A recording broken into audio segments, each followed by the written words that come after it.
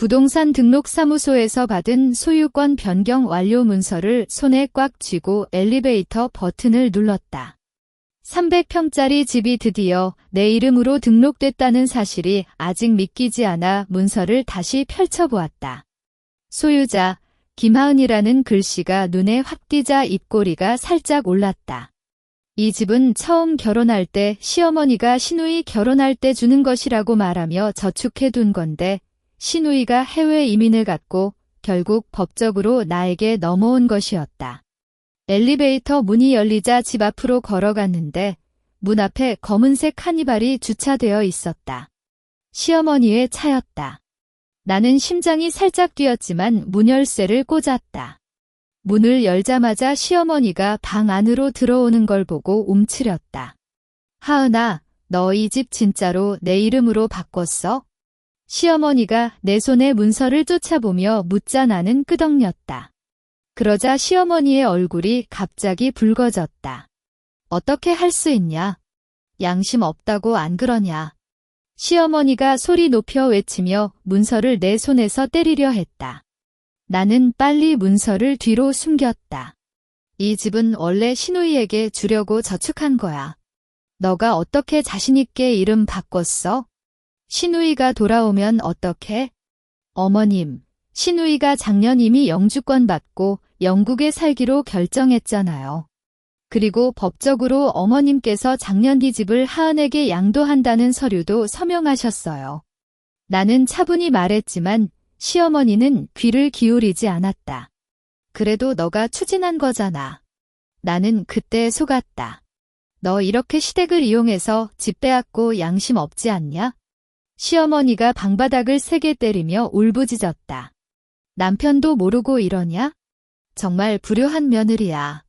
나는 시어머니의 소리가 이웃에게 들릴까 봐 살짝 문을 닫았다. 그동안 나는 시댁의 모든 요구를 들어줬다. 시어머니가 병원에 입원하면 밤새 간호했고 시누이의 결혼식비도 일부 냈는데 이제는 더 이상 양보할 수 없었다.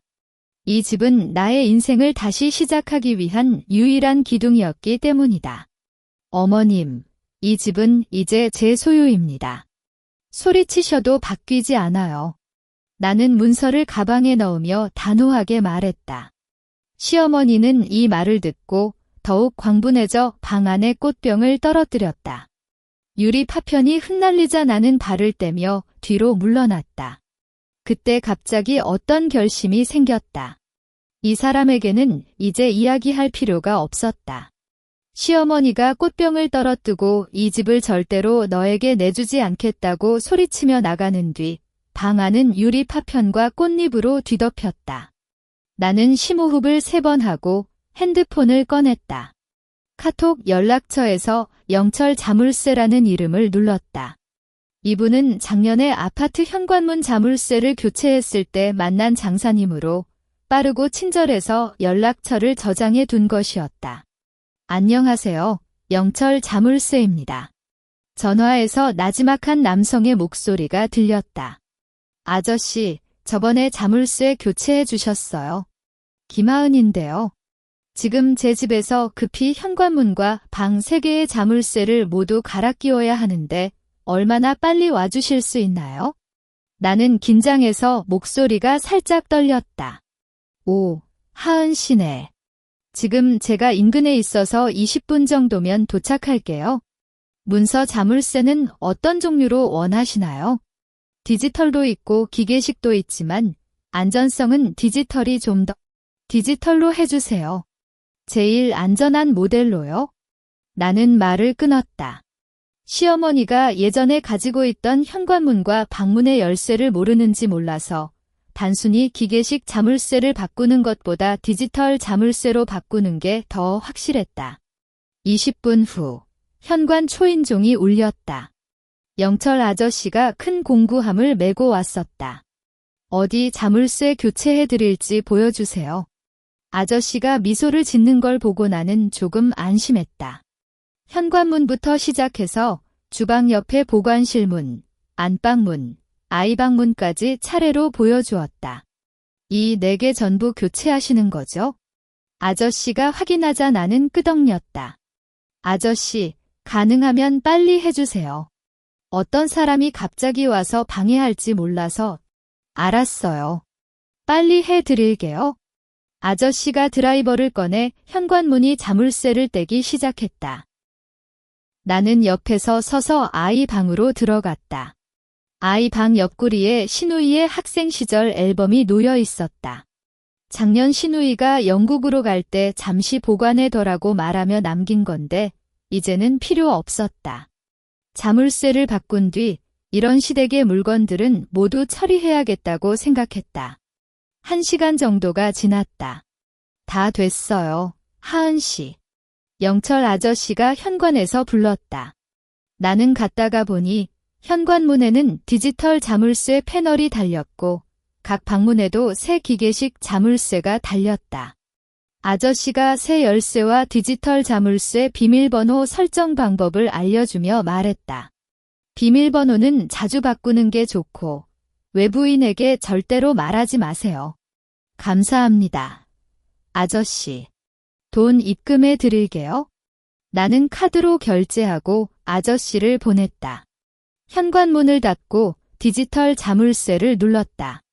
삐빅하는 소리와 함께 문이 잠기는 걸 느끼자 오랫동안 쌓였던 기장감이 조금 풀렸다. 하지만 이제 시작이라는 생각이 들었다. 다음은 시댁의 물건을 처리하는 일이었다. 나는 다시 핸드폰을 꺼냈고 이사업체 연락처를 찾았다. 자물쇠 교체 비용을 입금하고 영철 아저씨를 보내고 나면 내가 먼저 저장해둔 이사업체 번호를 누르는 손이 아직 살짝 떨렸다. 이사업체는 이웃 아주머니가 추천해준 곳으로 짐 처리가 빠르고 가격이 합리적이라고 평이 좋았다. 전화를 걸자 금방 연결됐다. 삼성 이사입니다. 무엇을 도와드릴까요? 안녕하세요. 지금 제 집의 시댁에서 남긴 물건들을 아래층으로 옮겨주셔야 해요. 대략 침대 하나, 장식장 하나, 그리고 박스 10개 정도 되는 물건이 있을 거예요. 얼마나 빨리 와주실 수 있나요? 나는 방 안을 둘러보며 대략적으로 세어 말했다. 지금 출발하면 30분 후에 도착할게요. 인원은 2명 보내드릴게요. 괜찮으세요? 네, 빨리 와주셔서 감사합니다.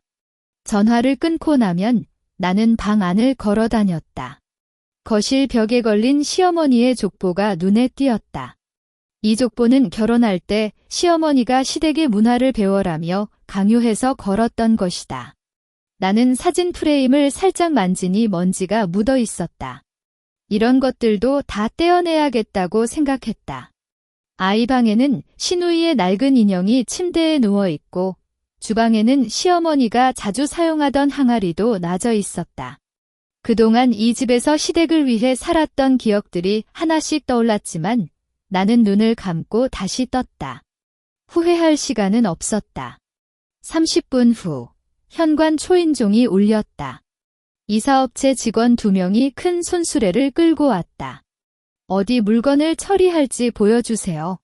남성 직원이 친절하게 묻자 나는 각 방의 물건들을 차례로 보여주었다. 이 침대는 살짝 무거울 거예요. 주의해주세요. 그리고 이 박스들은 깨지기 쉬운 물건이 없어요. 그냥 옮겨주세요. 알겠습니다. 직원들이 물건을 옮기기 시작하면 나는 아이 방의 앨범을 들고 앉았다. 앨범 속에는 신우이의 졸업사진, 시어머니의 생일 파티 사진들이 들어 있었다. 그 사진 속에서 나는 언제나 웃고 있지만 속으로는 한숨을 쉬고 있었다. 나는 앨범을 닫고 박스에 넣었다. 이제 이런 추억들은 필요 없었다. 1시간 정도가 지나면 모든 물건이 아래층으로 옮겨졌다. 직원들이 작업을 마치고 비용을 받고 떠난 뒤 나는 현관에서 아래층을 내려다봤다.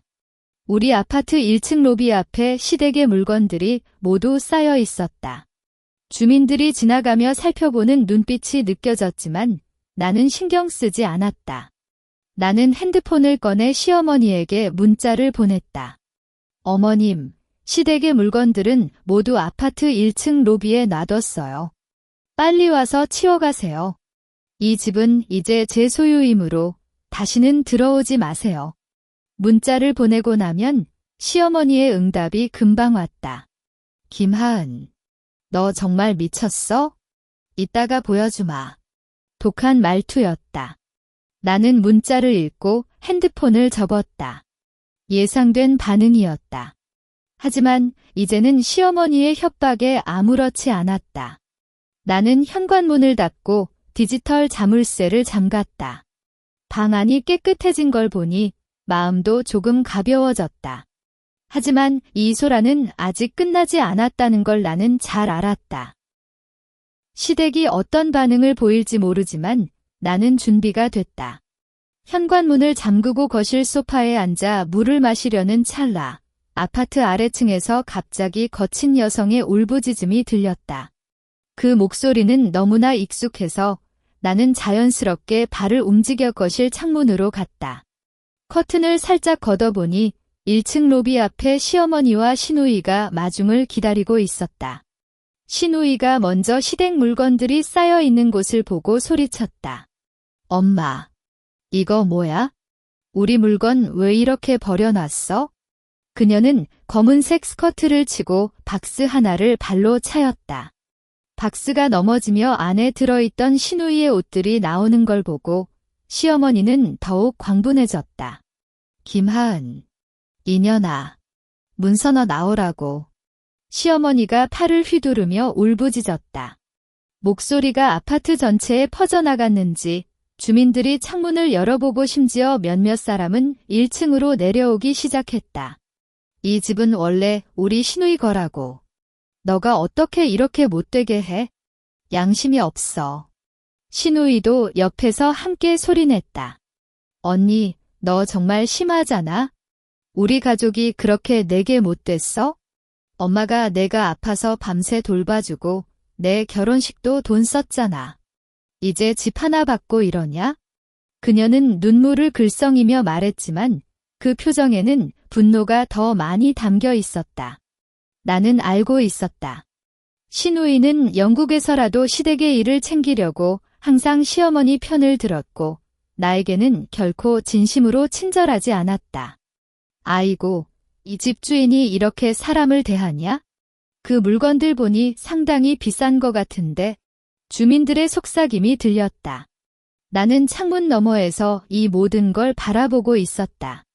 예전에는 이런 사람들의 시선 때문에 얼굴이 화끈해지고 죄책감을 느꼈지만 이제는 아무 느낌이 없었다. 그동안 내가 견뎌온 건 이런 소란보다 훨씬 더 아팠기 때문이다. 시어머니가 계속해서 울부짖다가 갑자기 로비 바닥에 앉았다. 살 수가 없어. 이렇게 불효한 며느리 만나서. 남편아, 너 보고 있니? 그녀는 허공을 향해 외치며 마치 자신이 가장 불쌍한 사람인 것처럼 연기를 쳤다. 이런 시어머니의 모습을 보고 시누이는 더욱 분해서 현관문을 세게 쳤다. 김하은, 나오라고. 너 이렇게 숨어있으면 끝이 아니야. 경찰을 불러버릴 거야. 시누이가 현관문 손잡이를 흔드는 소리가 위층까지도 들렸다. 하지만 새로 갈아 끼운 디지털 자물쇠는 그런 힘으로는 쉽게 열리지 않는다. 나는 창문 커튼을 살짝 닫았다. 이제 그들과 말할 시간이 아니다. 하지만 소란은 점점 커졌다. 시어머니가 주민들에게 이 며느리가 시댁을 속여 집을 빼앗았다고 헛소리를 퍼뜨렸고 몇몇 모르는 주민들이 정말이야? 그럼 안 되잖아라고 동조했다. 나는 거실 소파에 다시 앉아 팔짱을 끼웠다. 심장이 살짝 뛰었지만 표정은 평온하게 유지했다. 약 20분 동안 시댁은 아파트 아래층에서 소란을 피웠다. 시어머니는 계속 울고 시누이는 때때로 욕설을 퍼부르며 현관문을 쳤다. 주민들은 점차 지루해져 갔다가 하나 둘 떠나고 마지막으로는 시어머니와 시누이만 남았다. 그때 시누이가 시어머니에게 엄마, 이제 뭐 해? 그녀 안 나온다고 말했다. 그럼 남편에게 전화해. 시어머니가 일어나며 말했다. 이 녀석이 제대로 말리지 않으면 안 된다. 이 집을 못 지키면 우리 가족이 어떻게 살아. 그들의 대화가 바람에 날려올라 들어왔다. 나는 눈을 감았다. 남편, 김민준. 이 이야기에서 가장 중요한 인물이 드디어 등장하려는 것 같았다. 나는 핸드폰을 꺼냈다. 민준에게 아직 아무런 연락을 하지 않았다. 그가 시어머니의 말을 듣고 어떤 반응을 보일지, 어떤 말을 할지 상상했다. 하지만 이번에는 예전처럼 그의 뒤를 따르지 않을 것이다. 이 집, 그리고 내 삶은 이제 내가 주도한다. 아래층의 소리가 조금씩 작아졌다. 그들은 아마도 민준에게 전화를 걸고 있을 것이다. 나는 기다렸다. 아래층에서 시어머니가 남편에게 전화를 걸고 있다는 생각이 들자 나는 더 이상 기다릴 수 없었다. 창문 너머에서 그들로만 바라보는 건 오히려 주민들의 오해를 키우는 거였고 이제는 명확히 경계를 세워야 했다. 나는 소파에서 일어나 현관으로 걸어갔고 디지털 자물쇠 비밀번호를 입력했다. 삐빅하는 잠금 해제 소리가 평온하게 들렸다. 엘리베이터를 타고 1층으로 내려가는 동안 나는 손에 쥐고 있던 소유권 변경 문서를 다시 한번 확인했다. 이 문서에는 시어머니가 작년 서명한 양도 동의서도 함께 포함되어 있다. 이것이 내가 이 집을 법적으로 소유하고 있다는 최강력한 증거였다. 엘리베이터 문이 열리자 시어머니와 시누이의 시선이 동시에 나에게 쏠렸다. 김하은, 너 드디어 나왔어? 시누이가 앞서 다가왔지만 나는 그녀를 쳐다보지 않고 시어머니에게 직접 다가갔다. 시어머니의 얼굴에는 눈물 자국이 남아있지만 그 뒤로는 분노가 격렬하게 타오르고 있었다. 어머님, 이 문서는 보세요. 나는 소유권 문서를 시어머니에게 내밀었다. 이 집은 작년부터 법적으로 제 이름으로 등록되었고 어머님께서 직접 양도 동의서에 서명하셨어요. 시누이가 영주권을 받고 영국에 영구 거주하기로 결정한 뒤 이 모든 절차는 정당하게 진행되었습니다. 시어머니는 문서를 쳐다보지 않고 튕겨냈다. 그런 거 필요 없어. 이 집은 우리 가족의 거야. 너가 속여서 서명하게 한 거잖아. 속였다는 증거가 있나요? 나는 차분히 물었다. 이 질문에 시어머니는 입을 열었다가 아무 말도 하지 못했다. 작년 양도를 할 때 변호사도 함께 있었다. 모든 절차는 법적으로 완벽했기 때문이다. 어머님, 그동안 제가 시댁에 해준 일은 단 한 번도 후회하지 않았어요. 하지만 이제는 제 삶을 살고 싶습니다. 이 집은 제가 살아가는 기둥이에요. 시누이가 다시 끼어들었다. 기둥. 그럼 우리 가족은 뭐예요? 엄마가 너 때문에 밤잠도 설치고 아빠도 너 때문에 걱정했어. 너 이렇게 이기적이냐? 이기적. 나는 천천히 고개를 돌려 시누이를 쳐다봤다. 그동안 숨겨왔던 분노가 살짝 셀 뻔했다. 시누이, 너의 결혼식비 300만 원은 누가 냈어요? 시어머니가 입원했을 때 2주 동안 밤새 간호한 사람은 누구예요? 너가 영국에 갔을 때 시댁의 모든 일을 처리한 사람은 누구였어요? 이 질문에 시누이의 얼굴이 살짝 창백해졌다. 주변에 남아있던 몇 명의 주민들이 속삭이는 소리가 들렸다. 아, 그렇구나. 그럼 이 며느리도 참 고생했네. 이런 말들이 들리자 시어머니는 더욱 화가 났다.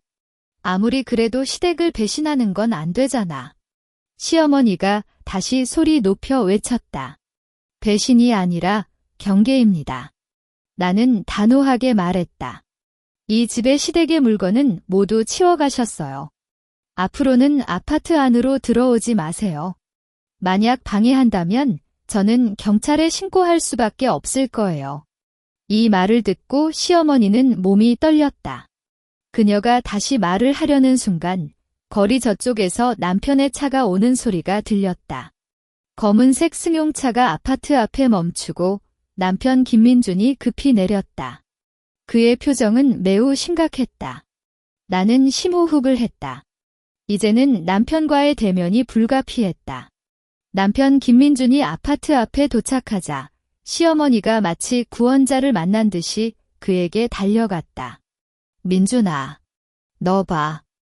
하은아가 우리 집을 빼앗고 물건까지 버려놨어. 그녀는 남편의 팔을 붙잡고 울부짖었고 신우이도 옆에서 오빠, 언니가 너무 심해라고 말하며 화를 불렀다. 남편은 먼저 쌓여있는 물건들을 쳐다보고 다시 나에게 돌아온 눈빛은 복잡했다. 그의 눈썹이 찌푸려졌고 입술을 꼬는 모습은 예전처럼 항상 중재자라기보다는 시어머니 편에 서려는 신호였다. 나는 그 표정을 보고 가슴이 살짝 아팠지만 금방 평온해졌다. 이런 반응은 기대 중이었다. 하은, 이게 무슨 일이야? 남편이 다가와 낮게 말했다. 그의 목소리에는 분노보다는 피로함이 더 많이 담겨 있었다. 어머님을 왜 이렇게 하는 거냐? 집은 받았잖아. 그럼 좀 양보해주면 안 되나? 시댁인데, 양보. 나는 웃음을 참았다. 민준, 나는 20년 동안 얼마나 양보했는지 너도 잘 알잖아. 시어머니의 말에 매일 아침 6시에 일어나 아침을 차려주고 신우이가 원하는 결혼식 장소도 다 맞추고 심지어 너의 사업이 망했을 때도 시댁에게 빌린 돈으로 갚았어. 이제 이 집 하나를 위해 양보하라고? 내가 양보할 게 더 남아있나? 남편의 얼굴이 살짝 붉어졌다. 그래도 어머님은 어머니잖아. 노인이잖아. 너무 상처 주면 안 되는 거 아니야? 노인. 상처. 나는 소리가 살짝 높아졌다. 그럼 나는? 시어머니가 너 때문에 아들 사업이 망했다고 말할 때 너는 아무 말 안 했어. 신우이가 전니는 아이도 못 낳잖아라고 속삭일 때 너는 모른 척 했어. 문서 그때 나의 상처는 어떻게 해야 해? 너는 언제나 나 대신 시댁을 양보시켰잖아. 이 말을 듣고 남편은 입을 막았다. 시어머니가 사이에 끼어들었다. 민준아, 봐. 이렇게 말하는 거 봐. 이 녀석은 전혀 시댁을 생각하지 않아. 우리 가족을 버린 거야. 어머님, 제발 그만해 주세요. 남편이 시어머니를 붙잡았다. 하지만 그의 말은 설득이라기보다는 단순히 소란을 잠재우려는 의도였다. 하은, 이제 그만. 어머님과 신우이를 데리고 갈게. 너도 혼자 생각 좀 해. 그만. 너는 아직도 이게 그만할 수 있는 일이라고 생각해? 나는 남편의 눈을 직접 쳐다봤다. 그동안 피했던 시선을 이제는 감추지 않았다. 민준, 이 집은 제 소유고 앞으로 너도 이 집에 들어오지 마. 우리 지금 이 상태로 함께 살 수 없어.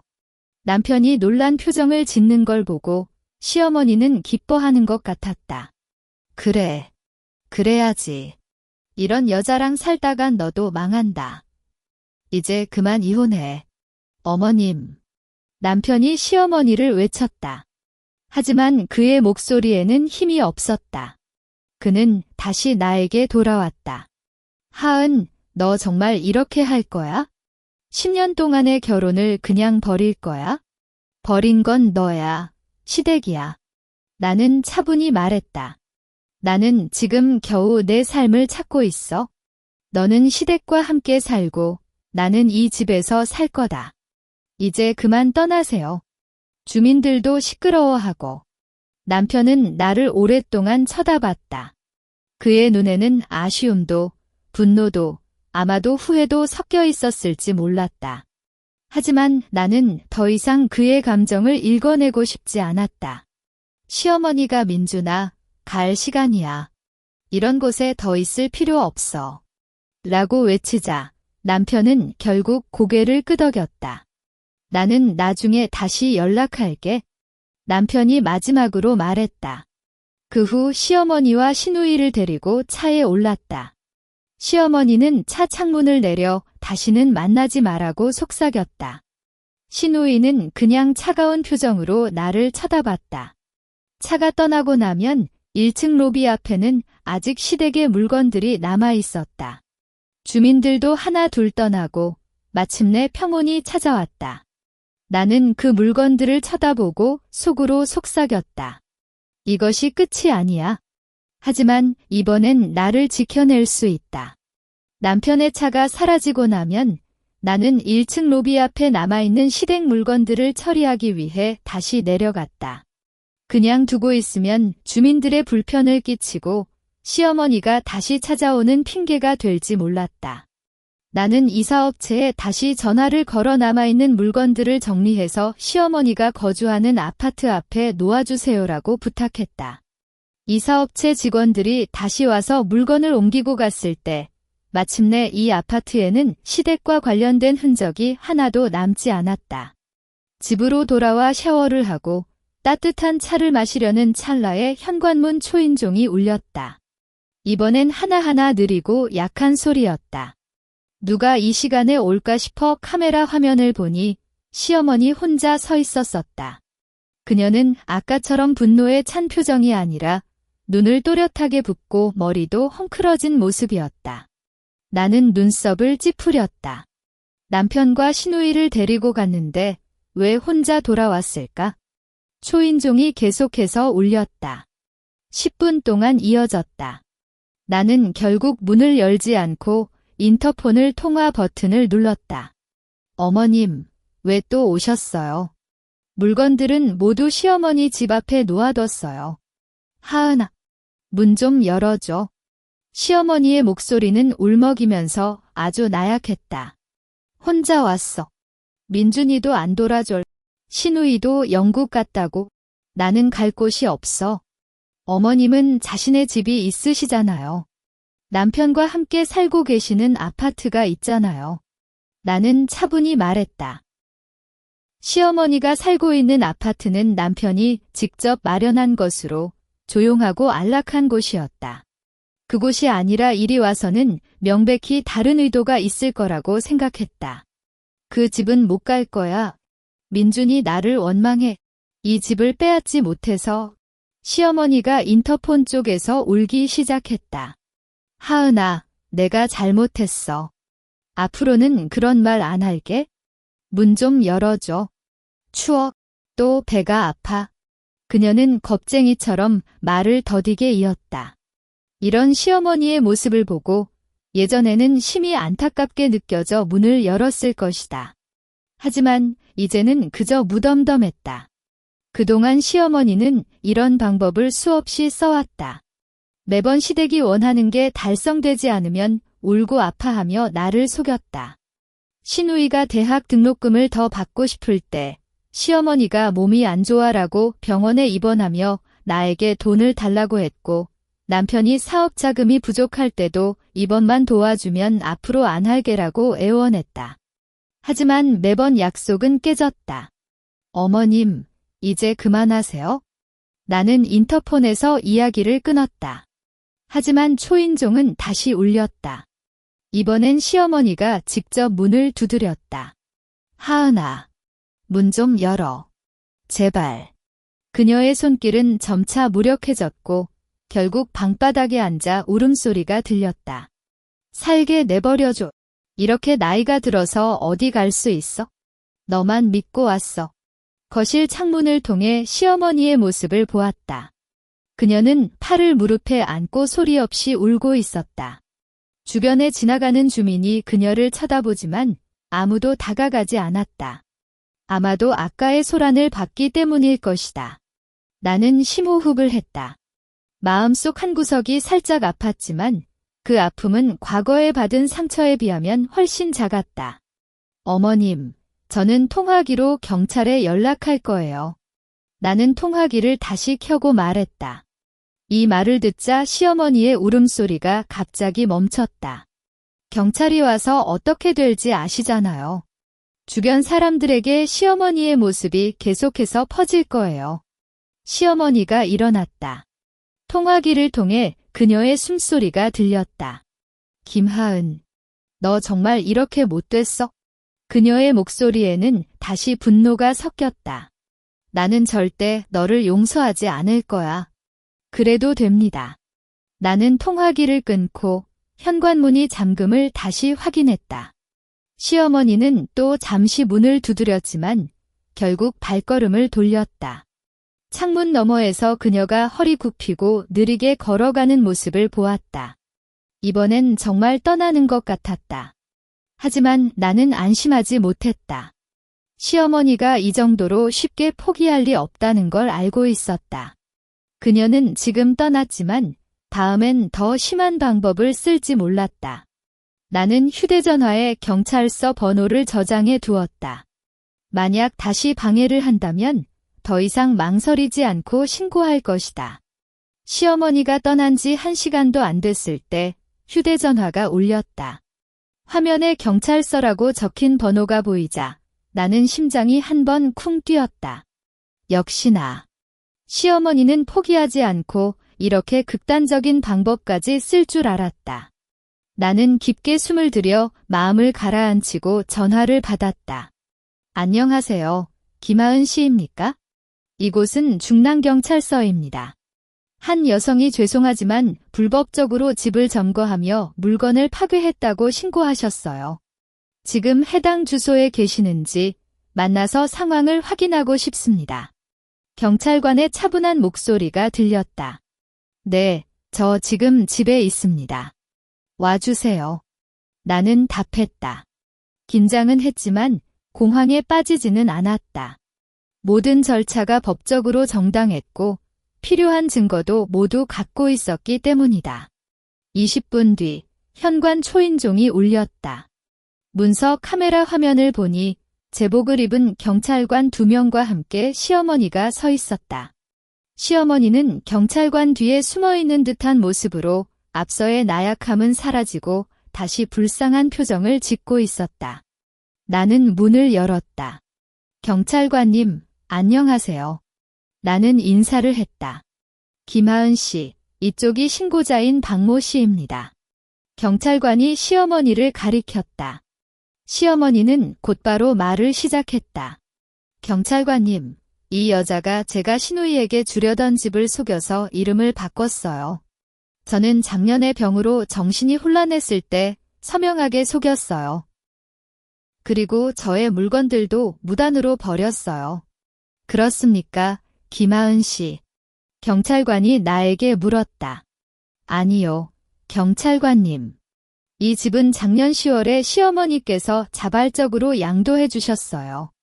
당시 변호사님도 함께 계셔서 모든 절차를 진행했고 양도 동의서와 소유권 변경 문서, 그리고 변호사의 증언서도 모두 가지고 있습니다. 나는 가방에서 관련 문서들을 꺼내 경찰관에게 건넸다. 또한 시댁의 물건들은 무단으로 버린 게 아니라 이사업체를 통해 시어머니의 거주지 앞에 정리해서 놓아뒀습니다. 이사업체 영수증과 문자 기록도 있습니다. 경찰관들은 문서를 하나씩 살펴보았다. 한 명의 경찰관은 노트에 적어내고 다른 경찰관은 시어머니에게 물었다. 박모 씨, 이 문서에 서명하신 건 맞습니까? 변호사도 현장에 있었습니까? 그래도 저는 속였어요. 이 여자가 제가 병에 걸려 약해졌을 때 시어머니가 말을 이었다. 하지만 자신이 직접 서명한 글씨를 보고 더 이상 말을 이을 수 없었다.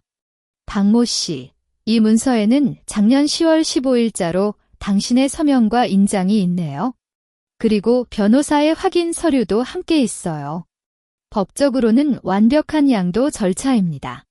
경찰관이 명확히 말했다. 그 뒤 경찰관은 이사업체 영수증과 문자 기록도 확인했다. 이사업체에 문의해보니 김하은 씨가 물건을 시어머니 집 앞에 놓아달라고 요청했다는 걸 확인했습니다. 물건 파괴는 없었고 단순히 이동시킨 것입니다. 시어머니의 얼굴이 점차 창백해졌다. 그럼 이 집은 정말 이녀의 거예요? 법적으로는 김하은 씨의 소유입니다. 박모 씨. 경찰관이 답했다. 이번 사건은 가족 내부의 재산 분쟁으로 보입니다. 김하은 씨는 법적 소유권을 가지고 있으므로 집에 대한 권리를 주장할 수 있습니다. 박모 씨, 만약 이 양도에 대한 불만이 있다면 법원을 통해 소송을 제기하는 방법을 고려해 보세요. 경찰관은 이어서 양쪽에 조언을 해주었다. 가족끼리 이런 일이 생기니 안타깝네요. 앞으로는 대화를 통해 해결하려고 노력해 보세요. 불필요한 충돌은 피하는 게 좋습니다. 감사합니다. 경찰관님. 나는 말했다. 시어머니는 아무 말도 하지 못하고 고개를 숙였다. 경찰관들이 떠난 뒤 시어머니는 여전히 현관에 서 있었다. 어떻게 이렇게 됐어? 그녀는 속삭이듯 말했다. 어머님, 경찰관님도 말씀하셨어요. 만약 불만이 있다면 법원에 가세요. 하지만 지금 이 집에 더 이상 머무르지 마세요. 주민들에게도 피해가 됩니다. 나는 단호하게 말했다. 시어머니는 나를 쳐다보고 결국 발걸음을 돌렸다. 그녀의 뒷모습은 이전보다 훨씬 초라해 보였다. 문을 닫고 디지털 자물쇠를 잠그자 나는 거실 소파에 앉았다. 이번 경찰 출동 사건을 통해 시어머니가 법적인 방법으로는 이길 수 없다는 걸 확실히 알게 됐을 것이다. 하지만 그녀가 이 정도면 포기할까? 나는 그렇지 않다고 생각했다. 시어머니에게는 아직 사용할 수 있는 카드가 남아 있었다. 바로 시댁의 친척들이다. 경찰관들이 떠나고 시어머니도 초라하게 돌아간 뒤 나는 집 안을 한 바퀴 걸어보았다. 창문을 닫고 커튼을 쳐도 마음속에 안정감이 오지 않았다. 시어머니의 성격을 알기에 법적인 방법이 통하지 않으면 마지막으로 의지할 수 있는 건 시댁의 친척들 뿐이었다. 그녀는 결코 혼자 패배를 인정하지 않는다. 이 생각이 들린 지 하루도 안 됐다. 토요일 오후 아파트 현관 앞에서 사람들의 목소리가 커졌다. 나는 거실 창문을 살짝 걷어보니 시어머니를 중심으로 5, 6명의 노인들과 중년 남녀들이 모여 있었다. 시댁의 대부분 친척이었다. 할아버지 세대의 큰아버지, 시어머니의 여동생인 이모, 그리고 남편의 큰형인 큰아버지까지 왔다.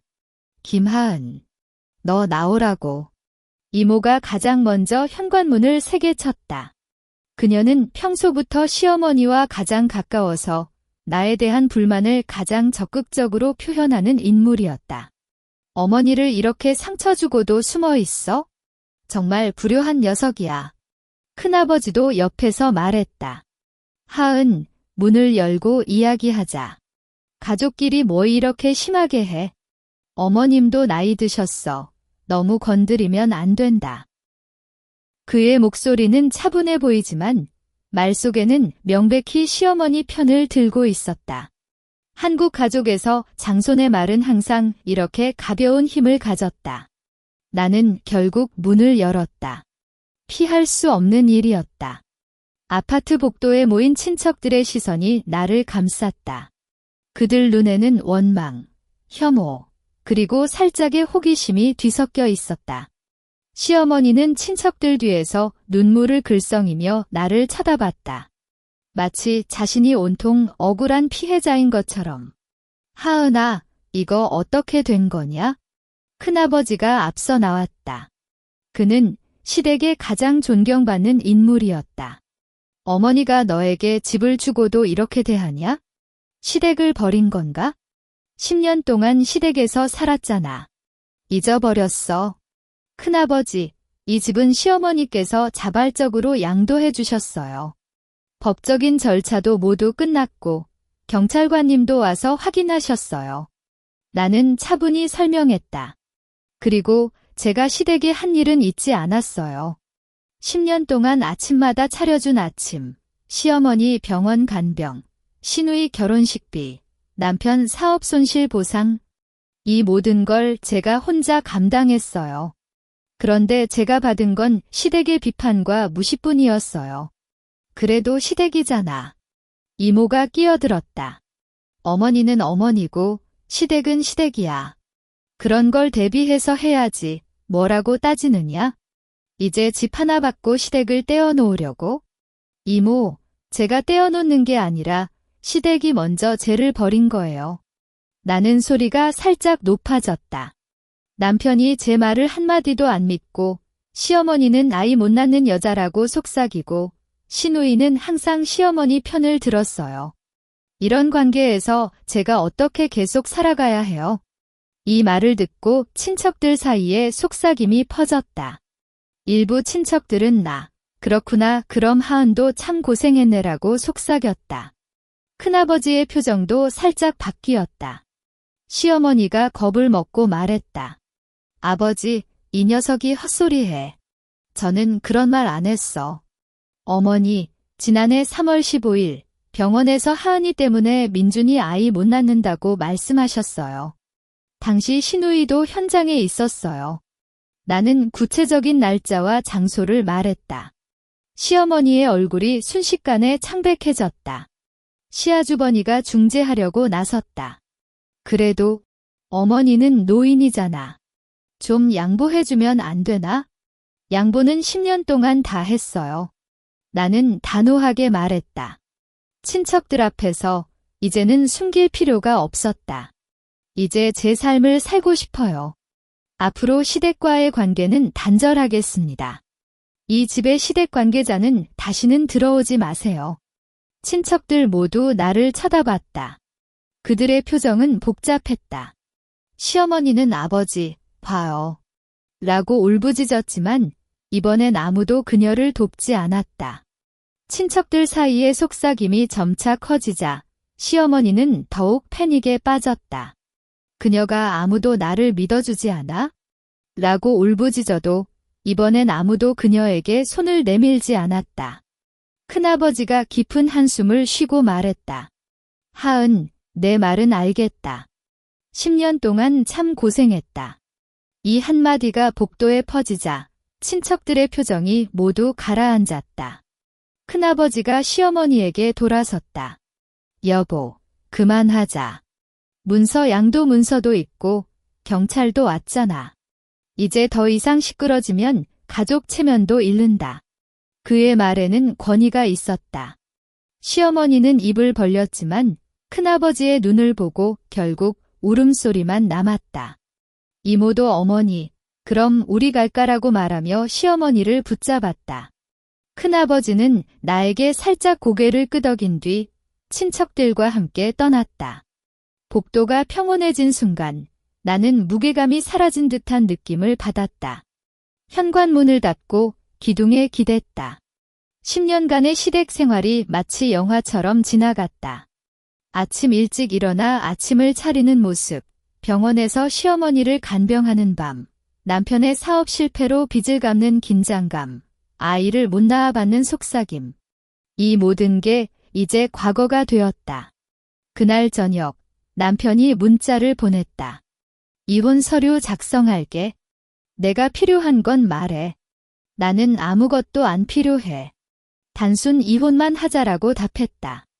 10년의 결혼이 이렇게 시원하게 끝나는 걸 상상해 본 적 없었다. 하지만 이제는 아무런 아쉬움이 없었다. 이혼 절차는 한 달 만에 끝났다. 남편과 마지막으로 만났을 때 그는 미안하다라고 말했다. 나는 그저 고개를 끄덕였다. 미안함이라는 말로 10년의 상처가 아물지는 않지만 더 이상 따지고 싶지 않았다. 그 뒤로 우리는 다시 연락하지 않았다. 시어머니는 그 이후로 아파트에 찾아오지 않았다. 이사업체에서 들은 소식에 따르면 시댁의 물건들은 모두 팔렸고 시어머니는 남편과 함께 예전 아파트에서 살고 있다는 것이다. 신우이는 영국에서 돌아오지 않았고 소셜미디어에서도 그녀의 소식을 볼 수 없었다. 시댁과 관련된 모든 연결고리가 끊겼다. 나는 집을 새롭게 꾸몄다. 거실 벽에 걸린 족보는 떼어내고 자신이 좋아하는 그림을 걸었고 아이 방은 작은 서재로 바꿨다. 매일 아침 늦잠을 자고 맘에 드는 음식을 만들고 주말에는 독서관에 갔다. 예전에는 시댁의 기분에 맞춰 살았지만 이제는 나의 마음대로 살 수 있었다. 오늘 저녁 거실 창문을 열고 야경을 보았다. 이 300평짜리 집은 처음엔 시댁으로부터 받은 상품처럼 느껴졌지만 이제는 내 안식처, 내 삶의 시작점이다. 시어머니의 꾸짖음, 친척들의 압박, 남편의 무관심, 이 모든 시련이 나를 이 자리에 세웠다. 나는 컵에 차를 따르고 창문에 기댔다. 바람이 부드럽게 불어오고 멀리에서 차 소리가 살짝 들렸다. 이제는 아무도 나를 구속하지 않는다. 시댁에 대한 책임, 결혼에 대한 강박, 다른 사람들의 시선, 모두 떨쳐버렸다. 거실에 혼자 앉아 책을 읽다가 입꼬리가 자연스럽게 올라갔다. 이것이 바로 내가 오랫동안 원했던 삶이었다. 평온하고 자유롭고 자신을 위해 살아가는 삶. 시댁에게 빼앗기려 한 건물이 아니라 내 삶을 되찾기 위한 배경이 된 이 집에서 나는 새로운 시작을 했다. 과거의 아픔은 아직 남아있지만 이제는 그 아픔을 힘삼아 앞으로 나아갈 수 있었다. 이야기 끝.